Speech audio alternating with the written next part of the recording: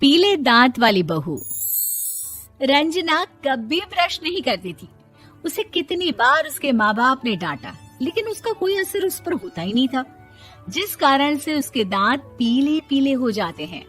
शादी के बाद अरे बहू, वैसे तो तुझ में कोई कमी नहीं है, पर तेरे दांत इतने पीले कैसे हैं बेटा? कैसे मतलब? कोई सर्जरी थोड़ी ना कराई है। वो तो क्या नाम, मैं ब्रश नहीं करती थी तो पीले हो गए। अब क्या करूं? आप कहें तो लाल करवा लूं या फिर काले? यार ये क्या है, क्यों माँ से लड़ रही हो? लड़ रही हूँ?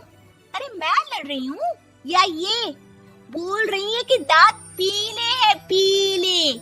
अरे तपस्या थोड़ी ना की है इन्हें पीले करने के लिए। बकायदा ब्रश नहीं किया है 20 साल तक, तब जाकर। छी, कैसी बात कर रही हो? ये उस वक्त तो पीले नहीं थे जब हम लोग तुम्हें देखने आए थे। अरे तब साफ करवा लिया होगा डेंटिस्ट के पास जाकर। अब देखो कैसे पीले पीले लग रहे हैं। रंजना सास की तरफ गुस्से से देखती है। फिर शुरू हो गई पीले पीले पीले। अरे पीले तो तब भी थे जब मेरे हाथ का रसगुल्ला उड़ा उड़ा कर खा रही थी और बोल रही थी, लड़की नहीं गुणों का खजाना दे रहे भाई साहब आप। खैर, अब वो लोग करते भी तो क्या करते, पीले दांत वाली बहू पल्ले पड़ी थी तो झेलना तो था ही। एक दिन कीर्तन में रंजना गाना गा रही थी।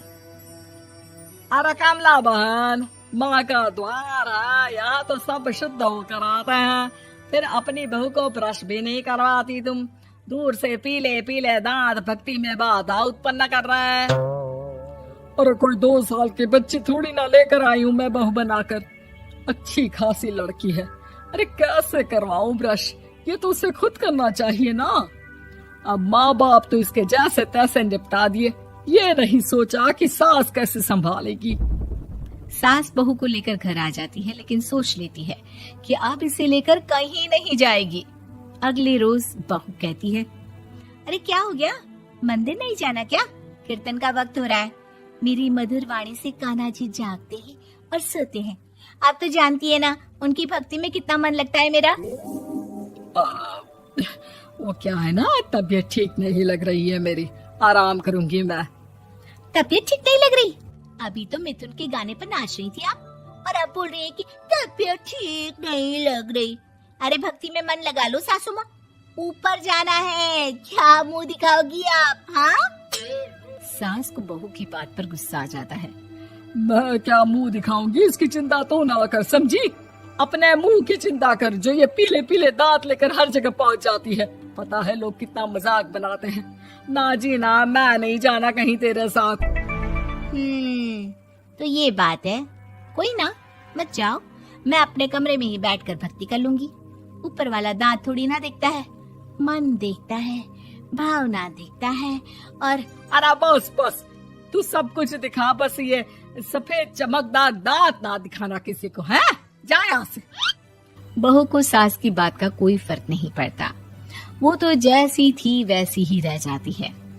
सुबह नहाकर किचन में खाना बनाना, फिर खाना खाना, कीर्तन भजन करना और सो जाना। एक दिन, माँ जी मैं सहेली के घर जा रही हूँ, शाम को लेट आऊंगी। हाँ हाँ तो जाना, मैंने कौन सा तेरी आरती करनी है घर पर बैठकर। रंजना सहेली के घर जाती है, जहाँ वो पार्टी में जाने की तैयारी कर रही होती है। अरे शिखा, कहाँ जाने की तैयारी कर रही है? मैं गलत वक्त पर आ गई क्या? अरे नहीं यार, उल्टा सही वक्त पर आ गया। मैंने ये साड़ी और ज्वेलरी निकाली है यार, शाम को इनके ऑफिस की एक पार्टी में जाना है। बताना कैसा लग रहा है ये सब?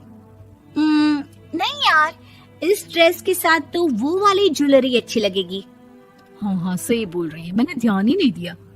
वैसे तो हमेशा से मस्त फैशन सेंस रखती है। तो बड़ा जाती होगी ना पति के साथ पार्टी में। रंजना कुछ नहीं बोलती, बस सोचती है कि यार काश ये बात सही हो जाती, पर मैं क्यों नहीं जाती पार्टी में? क्या इन लोगों की कोई पार्टी होती नहीं होगी?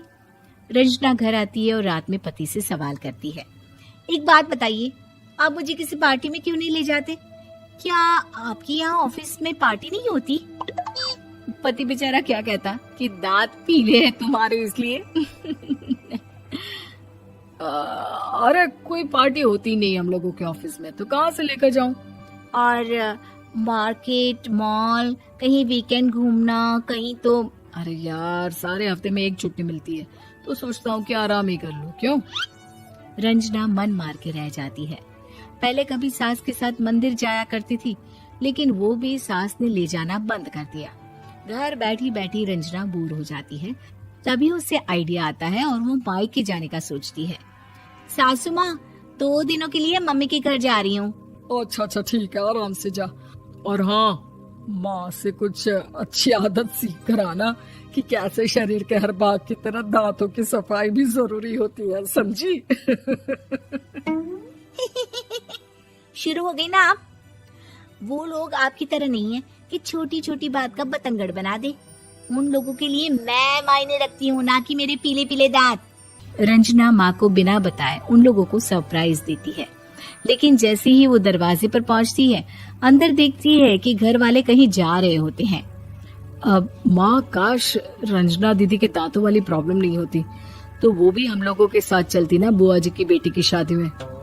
हाँ बेटा, लेकिन अब उसे कौन समझाए कि उसको उसके पीले दांत नहीं दिखते, लेकिन उसके आसपास के लोगों को कितना एम्बैरेसिंग फील कराते हैं। मुझे तो कितनी बार उसके स्कूल की टीचर ने शिकायत की कि उसके साथ कोई लड़की बैठना भी नहीं चाहती, और ना ही कॉलेज में कोई उससे बात करना चाहता था। लेकिन पता नहीं क्यों उसे ये बात समझ में ही नहीं आती। कोई कमी नहीं है उस लड़की में, बस यही कि दांत पीले हैं। वो तो भला हो जीजा जी और उनकी माँ का, जो दीदी को जैसी है वैसे ही रखा हुआ है। रंजना को अपने घर वालों की बात सुनकर बहुत दुख होता है। वो सोचती है कि वो क्या करे, लेकिन फिर वो सीधा डेंटिस्ट के पास जाती है, अपने दांत चमकाती है और कसम खाती है कि वो रोज ब्रश करेगी। अरे क्या हो गया? तुम तो 2 दिनों के लिए गई थी ना, पर कोई ना, अच्छा है, चलो आ गई तो। रंजना सास के सामने आकर खड़ी हो जाती है और पूरी स्माइल करती है, उसके चमकदार दांतों को दिखाती हुई। हैं? चले मंदिर। माँ, मुझे माफ कर दीजिए, मैंने आप लोगों को बहुत एम्बैरेसिंग फील करवाया। मैं आज से रोज ब्रश करूंगी।